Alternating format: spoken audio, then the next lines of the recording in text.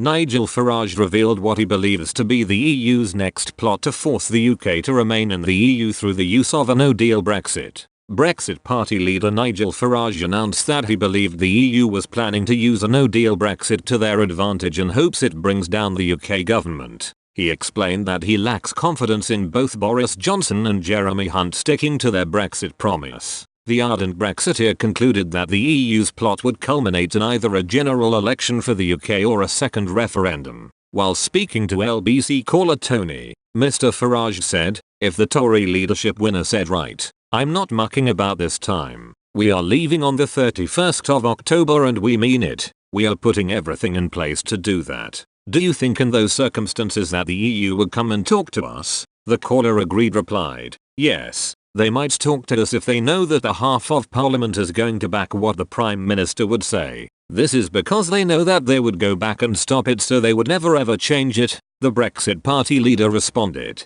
"Tony, I think if a British Prime Minister was to say we are leaving on the 31st of October with no deal, I think the European Commission and others here would bargain. Okay, this is good because this may bring the government down, and it may force either a general election or a second referendum. What they want here, they want the Brits to have a second referendum. This is because they think, just like Denmark years ago and Ireland not long ago, they think in a second referendum we would vote to say." During his LBC show, Mr. Farage also asked listeners for their opinion on his protest against the EU Parliament, where he and Brexit Party MEPs turned their backs on their colleagues. Some callers insisted that it was a childish move and detrimental, where others argued that the UK should have left the EU already and we should turn our back on the European Union. The Brexit Party has come under criticism from political commentators like LBC's Ian Dale for deciding to turn their backs on their colleagues in the opening session of European Parliament on Tuesday.